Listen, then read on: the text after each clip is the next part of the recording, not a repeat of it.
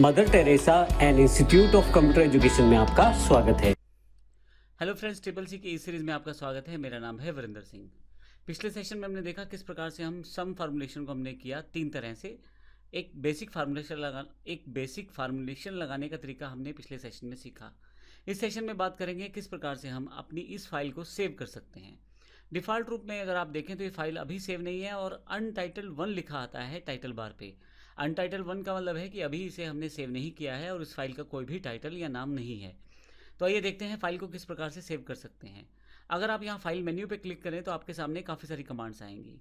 इसमें नई फाइल अगर आप बनाना चाहते हैं तो न्यू, पुरानी फाइल खोलने के लिए ओपन, और आपके पास जो फाइल इस वक्त ओपन है उसको सेव करने के लिए सेव कमांड का प्रयोग आप कर सकते हैं। मैं जब सेव पे क्लिक करूँगा तो मेरे पास यहाँ एक डायलॉग बॉक्स ओपन हो जाएगा। यहाँ पे मैं फाइल का नाम दे सकता हूँ। तो मुझे जो फाइल का नाम देना है माई डेटा 1, और इसे मैं सेव कर देता हूँ। आप देखेंगे कि यहाँ अनटाइटल की जगह माई डेटा 1 लिखा आ गया है .ods। आप देखेंगे कि ऊपर जो नाम है माई डेटा 1 .ods आ गया है। ods एक्सटेंशन है स्प्रेडशीट की। ये कैल्क हमारे पास जो सॉफ्टवेयर है उसकी जो एक्सटेंशन है वो .ods है, ध्यान रखिएगा। और अब यहाँ पे हमारे पास ये फाइल सेव हो चुकी है। अगर मैं इस फाइल में कुछ चेंजेस करता हूँ, मान लीजिए यहाँ मैं कुछ चेंज कर देता हूँ,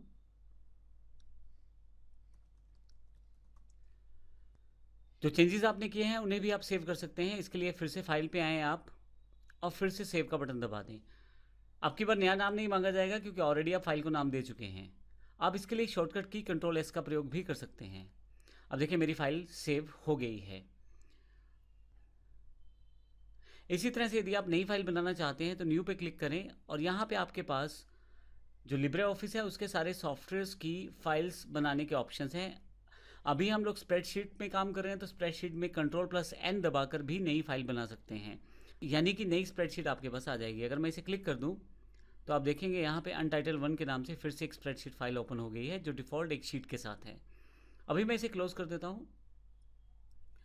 ये मैं फिर से माई डेटा 1 .ods यानी कि मेरी स्प्रेडशीट की फाइल जो सेव है उस पर आ जाता हूँ। इसके अलावा आप अगर ओपन करना चाहते हैं पुरानी किसी फाइल को तो ओपन कर सकते हैं। मैं ओपन पे क्लिक करता हूँ। यहाँ आपको पता होना चाहिए कि आपकी फ़ाइल कहाँ सेव है। कंप्यूटर में जहाँ भी आपने फ़ाइल सेव की है वहाँ पे आप इसे ओपन कर सकते हैं। मेरी फ़ाइल का नाम माई एम से शुरू था। एक फ़ाइल ये माई डेटा 1 है, एक फ़ाइल मेरे पास माई डेटा के नाम से सेव है। मैं इस माई डेटा .ods को ओपन करना चाहता हूँ तो फाइल पे क्लिक करना है मुझे और ओपन पे क्लिक करना है। मेरी ये फ़ाइल ओपन हो जाएगी जो दूसरी है। तो अब मेरे पास दो फाइलें हैं, अलग अलग हैं, माई डेटा .ods और माई डेटा 1 .ods। तो ओपन से आप किसी भी फाइल को ओपन कर सकते हैं। आपने जिन रीसेंट डॉक्यूमेंट्स या रीसेंट फाइल्स के साथ काम किया है वो आप रीसेंट डॉक्यूमेंट से खोल सकते हैं। यहाँ देखें, ये मेरी ओडीएस फाइल्स हैं, यानी कि स्प्रेडशीट वाली फाइल्स हैं। इससे पीछे मैं सब पहले काम कर रहा था लिब्रा ऑफिस के राइटर पार्ट से, तो CCC.odt और CCC-content.odt एक्सटेंशन के साथ वो फाइलें यहाँ पे हैं। अब इनमें से जो फाइल चाहें वो खोल सकते हैं यहाँ से। इसके अलावा आप जो फाइल ओपन है करंटली आप उसको क्लोज भी कर सकते हैं। क्लोज के लिए क्लोज पे क्लिक कर दें तो आपके पास जो फाइल खुली हुई थी वो क्लोज हो गई है। इसी तरह से विजेट्स और टेम्पलेट्स का यूज़ किया जा सकता है। आप विजेट में लेटर, फैक्स, एजेंडा इत्यादि का प्रयोग कर सकते हैं, और टेम्पलेट अगर आपके पास पहले से आपने सेव किया है तो उसका प्रयोग कर सकते हैं, नहीं तो मैनेज भी कर सकते हैं टेम्पलेट्स को। अब वर्जन्स का इस्तेमाल भी कर सकते हैं अपनी फ़ाइल में। वर्जन्स का फ़ायदा ये रहता है कि फ़ाइल एक ही रहती है लेकिन उसके अलग अलग तरह के वर्जन्स क्रिएट हो जाते हैं, जिसमें जो भी नए चेंजेस है आप एक अलग वर्जन में बना के रख सकते हैं ताकि बाद में उस वर्जन पे काम किया जा सके। और किसी कारण से आपको पुराना फाइल चाहिए हो जो सबसे पहले या दूसरे या तीसरे नंबर पे बनाया था, उस वर्जन की फ़ाइल खोल के आप उसको प्राप्त भी कर सकते हैं। देखिए जैसे मेरे पास यहाँ पे, मैं इसको डिलीट कर देता हूँ अभी। मान लीजिए मेरी वर्जन 1 की फ़ाइल है तो मैं फाइल पे जाता हूँ, वर्जन्स पे जाता हूँ और यहाँ पे मैं सेव न्यू वर्जन करता हूँ। यहाँ वर्जन 1 माई डेटा 1 सेव कर देता हूँ। ये देखिए मेरे पास वर्जन आ गया है। इसे मैं क्लोज कर देता हूँ। मान लीजिए अब मुझे कुछ चेंजेस करने हैं, ये इंग्लिश और साइंस नहीं चाहिए, मैं डिलीट कर देता हूँ। राइट क्लिक करूँगा कॉलम्स पे और डिलीट कर दूँगा। अब मैं इसको दोबारा सेव करना चाहता हूँ वर्जन्स पे, सेव न्यू वर्जन।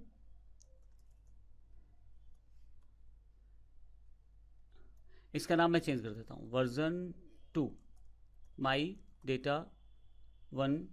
ये मेरी वर्जन 2 की जगह कुछ भी आप याद रखने के लिए रख सकते हैं। अभी मैंने सिर्फ एग्जांपल लिया है वर्जन 2, ओके कर देता हूँ।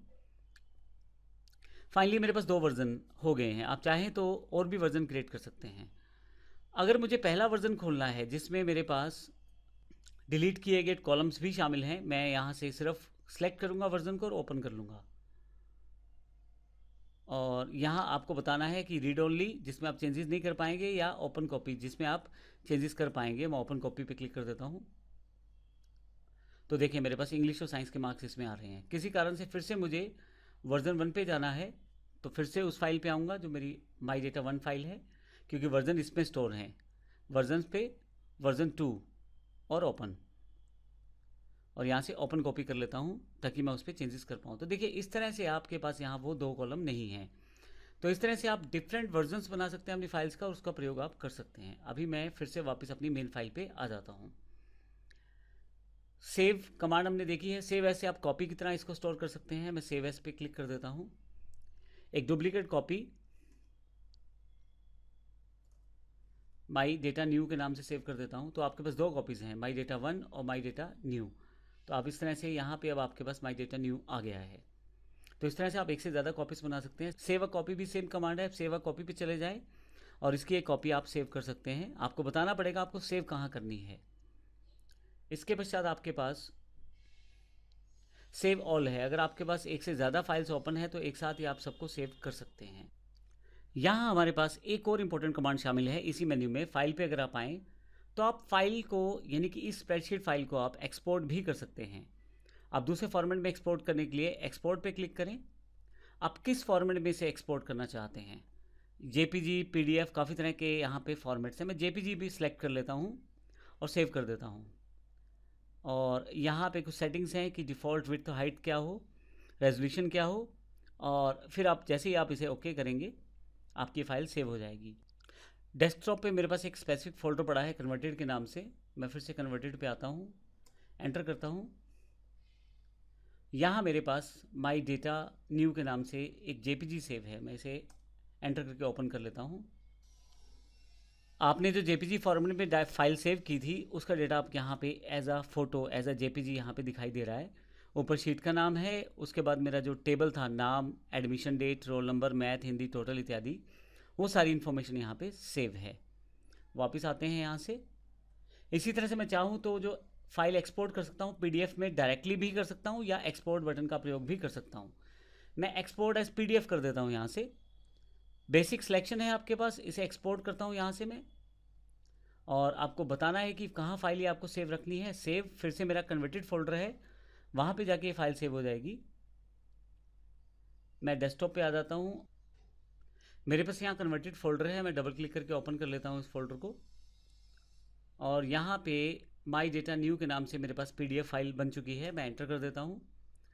अगर आपके कंप्यूटर में पीडीएफ ओपन करने के लिए सॉफ्टवेयर नहीं है तो डिफ़ॉल्ट रूप से ब्राउज़र ओपन हो जाएगा। तो देखिए यहाँ पे मेरे पास ब्राउज़र ओपन हो गया है, माइक्रोसॉफ्ट एज। आपके पास अगर कोई और ब्राउज़र है जैसे गूगल क्रोम है या मोजिला फायरफॉक्स है तो उससे भी ये ओपन हो जाएगी। तो अब आपके पास यहाँ पे फाइल सेव हो चुकी है और पीडीएफ फॉर्मेट में आप इस फाइल को देख पा रहे हैं। शीट 1, उसके बाद नाम, admission date, roll number, math, Hindi, total इत्यादि यहाँ पे दिखाए गए हैं। अगर आप ध्यान दें तो यहाँ पे जब फाइल हमने सेव की है तो किसी भी तरह के रोज़ और कॉलम्स यहाँ दिखाई नहीं दिए गए हैं। तो जब आप फाइल सेव करते हैं डिफ़ॉल्ट रूप में पीडीएफ फॉर्मेट में या जेपीजी फॉर्मेट में या नॉर्मल फाइल भी सेव करें, तो अब यहाँ जब उसको प्रीव्यू में देखें, प्रिंट प्रीव्यू में, या आप पीडीएफ फॉर्मेट में या प्रिंटिंग निकालें इसकी, तो डिफ़ॉल्ट रूप में रोज़ कॉलम साथ में सेव नहीं किए जाते। ये बिल्कुल इस तरह से है जैसे आपने वर्ड में फ़ाइल बनाई हो या लिब्रे राइटर में बनाई हो। तो आइए वापस चलते हैं अपने फाइल पे। यहाँ फाइल पे फिर से वापस आता हूँ। आप चाहें तो सेंड भी कर सकते हैं इस फाइल को ईमेल डॉक्यूमेंट के साथ, या ईमेल एज पीडीएफ भी सेंड कर सकते हैं, या इसको email as a Microsoft Excel की फ़ाइल की तरह भी सेव कर सकते हैं और सेंड कर सकते हैं। अब इस फाइल को प्रीव्यू देख सकते हैं वेब ब्राउज़र में। अब मैं अगर इस कमांड को क्लिक करता हूँ तो मेरे पास इस फाइल को वेब ब्राउज़र में खोल दिया जाएगा। अब देखें, अगर ध्यान से देखें तो यहाँ HTML फॉर्मेट तैयार हो चुका है इस फाइल का, my data new .html file के रूप में, जो कि एक टेम्प फाइल है लेकिन ये फाइल HTML फाइल है। आप देखें यहाँ पे आपके पास सिलेक्शन भी हो सकती है और उस पर देख भी सकते हैं डेटा को HTML फॉर्मेट में, जो डेटा यहाँ शो किया गया है। तो इस तरह से आप अपनी फ़ाइल को ओपन कर सकते हैं, नई फाइल बना सकते हैं, सेव कर सकते हैं, उसके वर्जन स्टोर कर सकते हैं और साथ ही उसको PDF के रूप में या ब्राउज़र ग्रुप में देख सकते हैं। तो इस सेशन में ये सारी जानकारियाँ हमने ली। अगले सेशन से हम बात करेंगे प्रिंट प्रीव्यू, प्रिंट सेटिंग, इन सब चीज़ों के बारे में, किस तरह से हम अपनी डॉक्यूमेंटेशन या अपनी स्प्रेडशीट की प्रिंटिंग सेटअप कर सकते हैं। धन्यवाद।